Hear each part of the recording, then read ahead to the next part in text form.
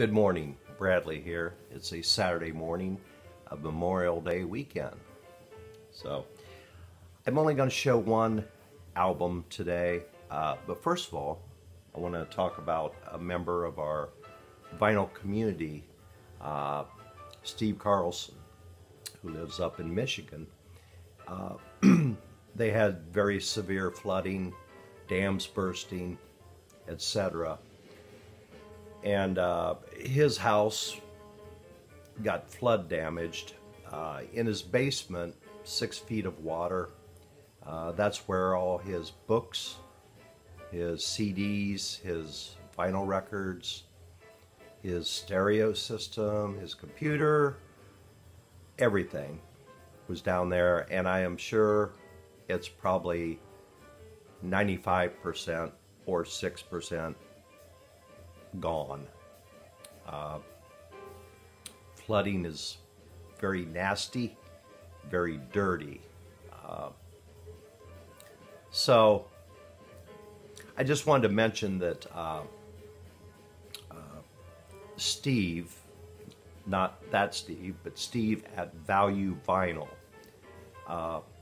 he started a GoFundMe project for Steve Carlson to help him out with the cleanup expenses or whatever, you know.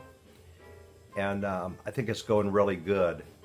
So I realized that today, especially in these times, so many people out of work, don't know where their next paycheck will come from, don't have the extra money to donate.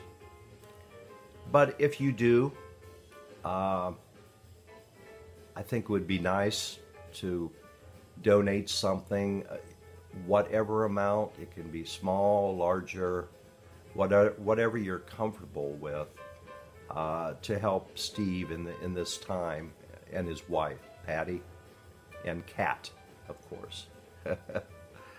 The vinyl community, I have learned since I've been involved, is a bunch of really nice people. I don't know if there's any people I don't like in this community. And, you know, we all have a passion, a common passion, which is vinyl record collecting. And, you know, I've made some, I think, really good friendships. I don't know them in person, but from talking and texting with them, I feel like I do know them. So, you know, when one member of the community is in need, you know, we should all try to help out. And, you know, like I said, if you don't have the money or anything, maybe go to his Facebook page or maybe his last video and make a comment telling Steve that, hey, you know, we're thinking of you. You're in our thoughts. So, just wanted to say that. So the album I'm going to be talking about today is one of the latest Tone Poet releases. And I am talking about Money Jungle. This is Duke Ellington, Charles Mingus, and Max Roach. Very nice Tone Poet package as usual.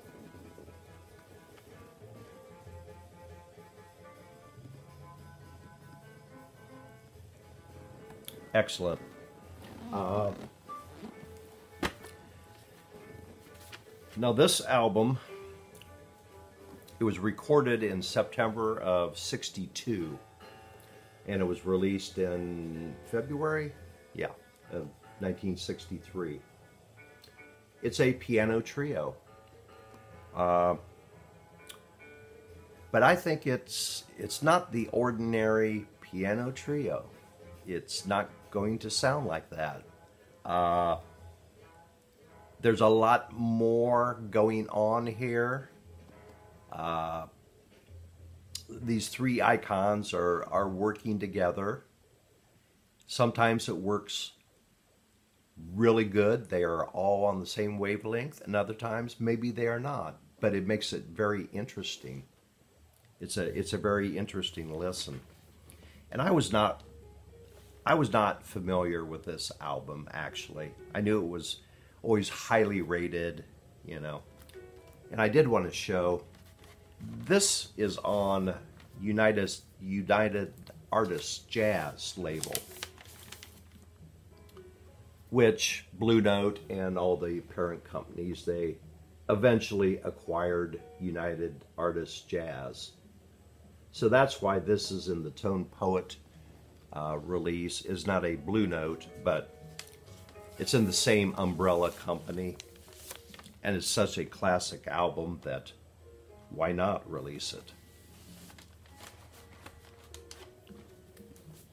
Now the producer on this was Alan Douglas, who went on to on other jazz and rock albums. He did a lot of rock albums later on. He got it in his head that, hey, let's make a album with these three giant jazz men. So anyhow, there was no rehearsal on this. The day before the recording, I think they did get together and it was discussed, and Ellington said that he did not necessarily want to do all of his songs. So anyhow, the next day at the recording, well, they ended up doing all Duke Ellington songs. So that, I would assume that probably pissed Mingus off, maybe. There was a lot of tension when this album was recorded. Mingus walked out at one time. He made it either as far as the elevator or to the front door of the studio, depending on the story. He was brought back in, so they did complete the album. Now, Mingus, in the early 50s, he actually played with Duke Ellington in Duke's band, but he was kicked out because he got into a fight with another member of the band. And that member, his name was Juan Tizzle, or Tizzle. I'm not sure if he was a trumpet player or I don't know. Anyhow, so Mingus was kicked out of Duke's band. And on this, at this time in '62, basically it's two generations. Duke Ellington was in his early 60s, and Mingus and Roach was more or less 40 years old, which I don't see that as a problem, you know, because you can get different ideas from the two generations, which they did, and I think works pretty good. Now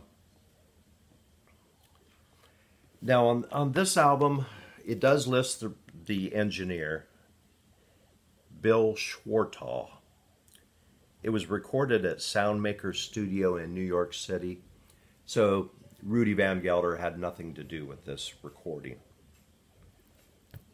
But I wish he had.